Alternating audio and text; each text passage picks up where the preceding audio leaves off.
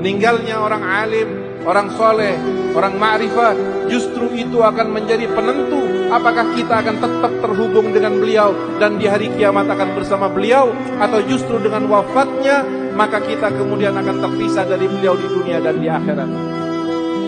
Jadilah kita murid yang baik, jadilah kita jamaah yang baik, jadilah kita pecinta yang baik, dengan i'tikad yang pernah diajarkan oleh guru-guru kita,